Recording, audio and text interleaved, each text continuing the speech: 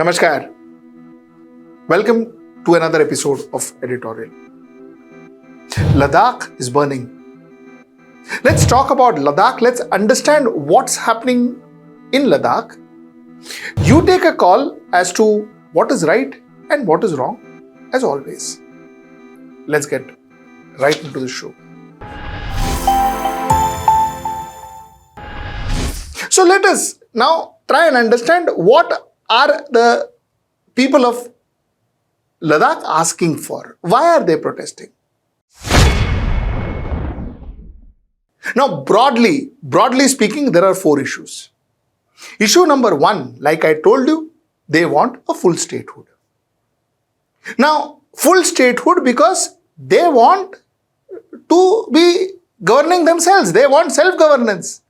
They believe that they can do better for their own people. They can bring about growth, better future, better prospect for their own people. So self-governance. They want an assembly, they want representation in their states, they want representation in their center, they want to have a say in governance. So that's point number one. Point number two is related to point number one. Point number two is they want protection under Schedule 6 of the Constitution of India. Now, what is Schedule 6 of Constitution of India? Schedule 6 of Constitution of India is primarily, I'm giving you again a very simplistic format. Schedule 6 of Constitution of India is primarily built for tribal administration. Schedule 6 ensures that tribal land cannot be bought and sold by outsiders. It cannot be bought and sold because that could lead to exploitation of tribals. So Schedule 6 protects. Schedule 6 also protects from marginalizing tribal population, from kind of, killing their culture, their traditions. So it protects the culture, the tradition and the tribal population. That's what Schedule 6 does. So Ladakh wants to be protected under Schedule 6 of the Indian Constitution. Currently, let me tell you, there are four states, Assam, Meghalaya, Tripura and Mizoram, that are protected under Schedule 6 in India. So that's point number two. Point number three is their youth wants to be participating in government jobs. They want to be participating in the government. They want to participate, like I told you, in the growth of their state, their city and their country. So the job employment is an issue. And fourth is they feel that the government is not protecting the Ladakh environment. They have issues with environmental protection. They believe that not much is being done to protect the environment in Ladakh. So these are the four issues primarily for which they are protesting. Now, till 24th, this protest was peaceful. It started off 10th of September 2025.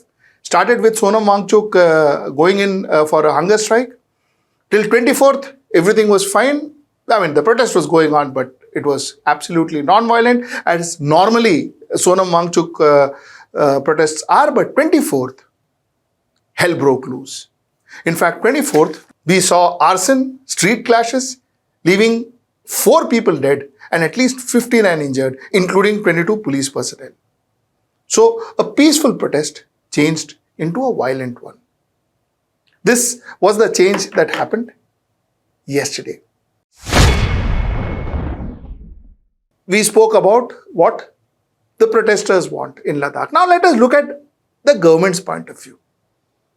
The government had a press release, and I'm going to read out those press release to you, and then we will try and kind of draw our own conclusion.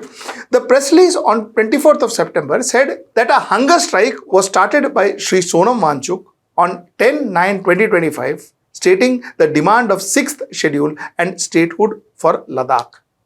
It is well known that the Government of India has been actively engaged with apex body Leh and Kargil Democratic Alliance on same issues.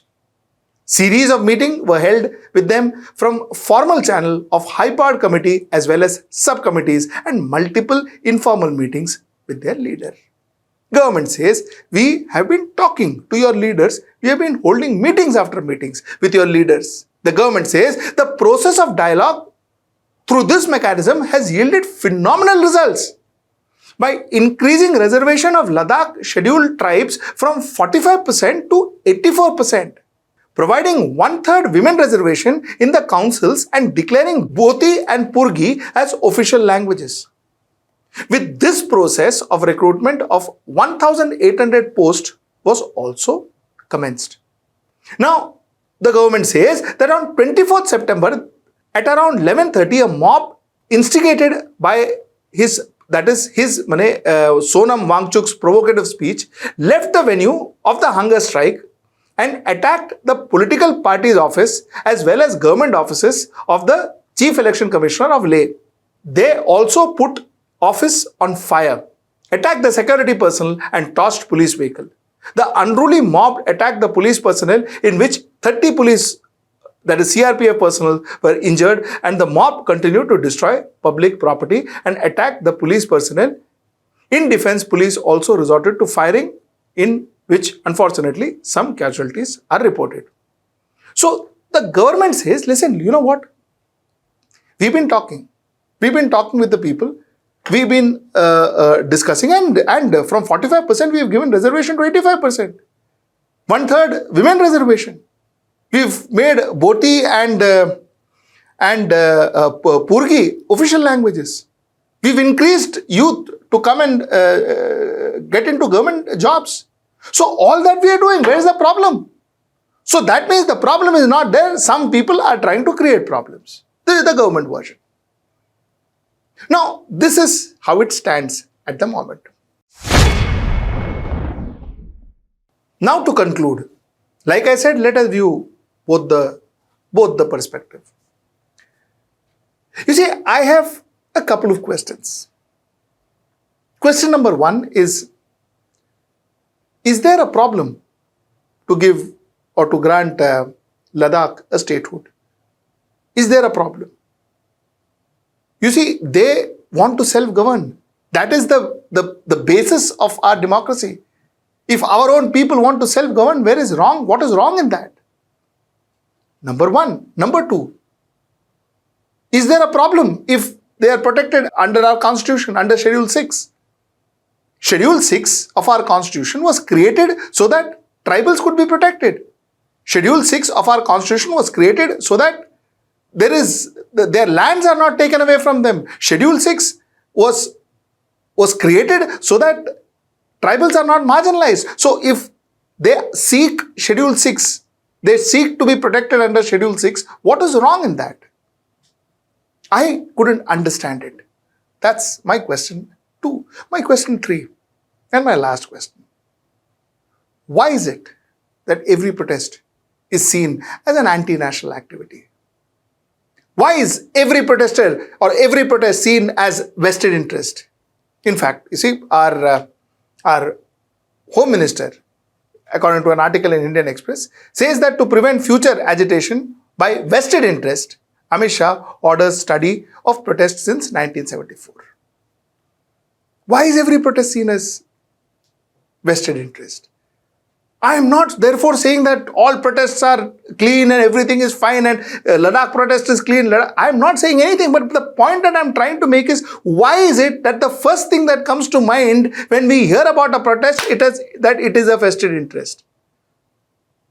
Every political party in this country has protested. In fact, Bharatiya Janata Party possibly has done one of the biggest and the most talked about protests in this country, that is the Rath Yatra, the Babri Masjid. So protest is something that every political party has undertaken. Were they going against the country? So if they were not, why do we assume that others are? That's the question I need to ask. And finally, I would also like to add that any violence, no matter what form, for what protest, by whom, does not matter. Any form of violence is condemnable. And what happened on 24th of September in Ladakh is absolutely condemnable. Absolutely condemnable. So that's the point I wanted to make. Till I see you next time. That's tomorrow at 10. Namaskar.